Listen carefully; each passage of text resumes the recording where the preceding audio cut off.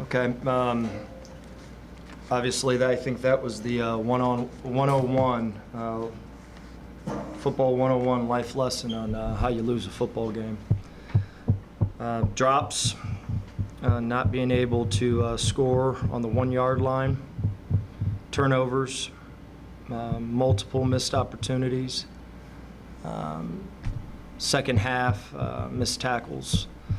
And at times, just like I said it last week, I sound like a broken record, and it's frustrating. It's frustrating for the players, it's frustrating for us, but the reality is that we're an improved group because our way of doing business has definitely changed, and I'm proud of them for that. But we still don't know how to win football games yet, and winning football games throughout the week, everything matters. And I watched all week long us do some things in practice that were really good, and it showed up. It showed up today like no other. And then I watched the same stuff happen that caught us. And it gets old for all of us right now, sitting up here and the same song and dance, but it's the truth. I said it to our team. It's the truth. We're a young football team that does some really good things, but we don't know how to win yet. And it's a painful part of the process, but it is the process. And there's light at the end of the tunnel. We're going to improve, and we're going to get better. But the fact of the matter is, all due respect to Akron U, they played better than us.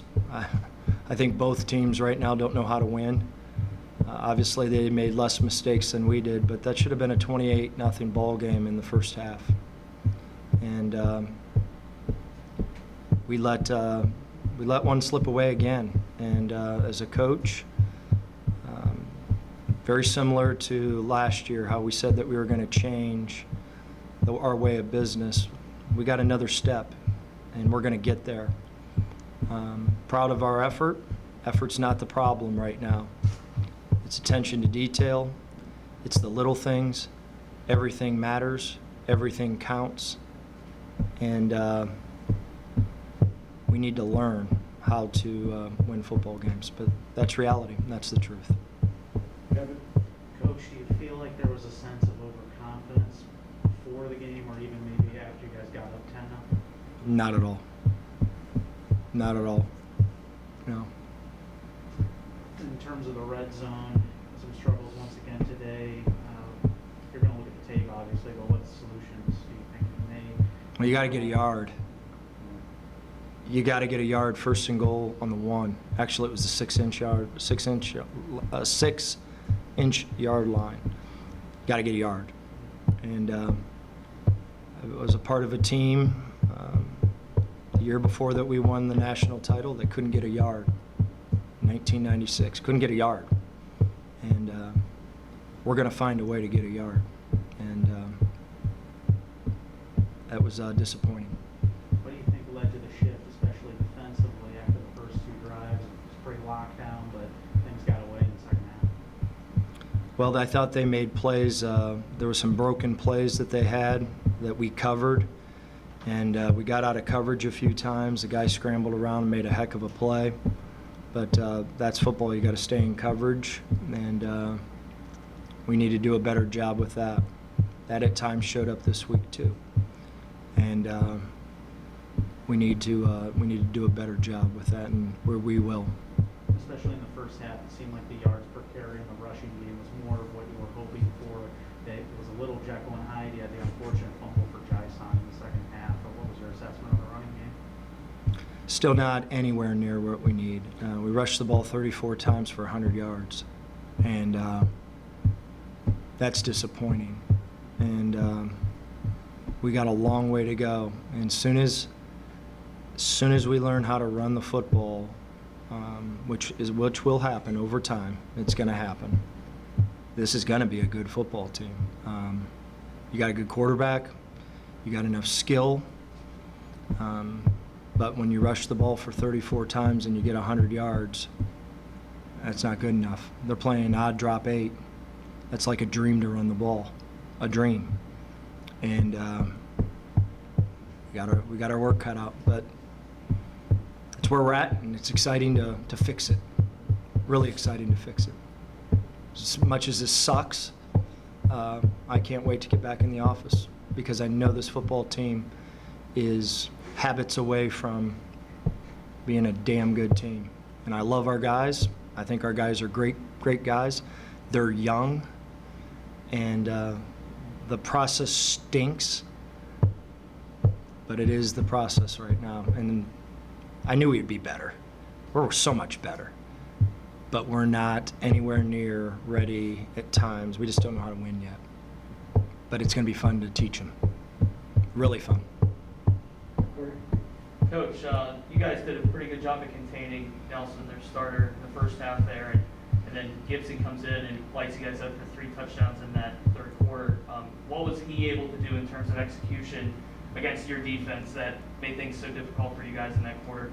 Well, I think he ran around just like I said, there was some scramble plays, not busted plays. You know, the play was dead, and the quarterback did a great job scrambling, and he made some plays off with his feet, and we came off coverage just like I said a few times, and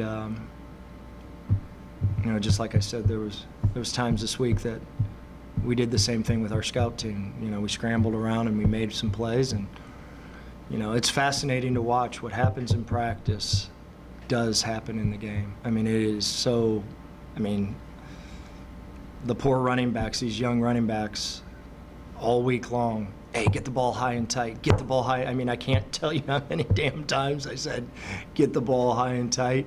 And you know what? I hate to say this, generally speaking, with a young player, they have to fail before they do it.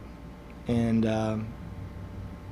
they can listen, they can listen, hear you till they're blue in the face, and until they realize high and tight really does matter. Heck, Jason didn't want to fumble the ball. He's a great kid. He's a hard worker. He's a dude. But he needs to learn how to carry the ball better. And he will. He will. He will. It seems like you guys had a little bit of a spark there towards the end, just unable to capitalize. How reassuring is it knowing that that fight is in this young team? Yeah, we're better. We got guys that want to win. They just don't know how yet, and that's our jobs as coaches, is to teach them. And I said it at the beginning of the year, and it's so far true. You know, there's going to be some really cool things that are going to happen, and there's going to be some really crummy things. And that's what happens with a young team, and what we need to do is just keep fighting to reduce our self-instructive modes. I mean, the fact of the matter is we lost 3 football games this year, and it wasn't from the opponent, in all due respect. I mean, and that's completely respect. That's the truth. That is absolutely the truth. And again, that's not being disrespectful to teams that beat us. But when you put on the tape, that's the truth. That's the truth. Coach, on a couple of those interceptions that Matt threw, it looks like, you know, he just missed the defender, or one way or another, the defender found a way to get to the ball quick enough. How would you assess Matt's performance from today?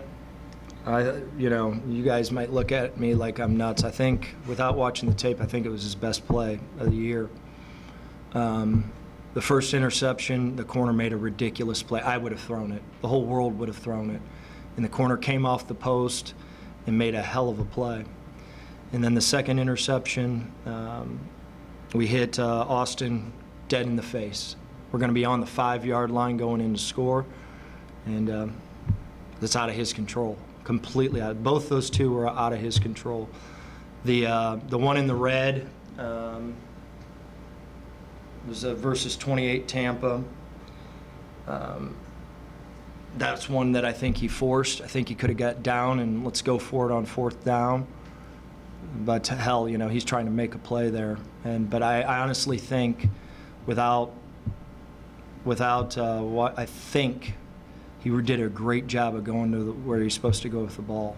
And you know, that's the crazy thing about playing the quarterback. There's times that you guys think that he played great and he stinks.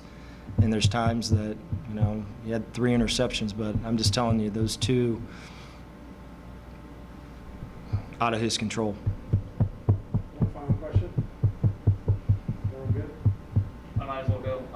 Tyron Broden made a couple of really nice plays for you guys. Has there been a more conscious effort to get him the ball?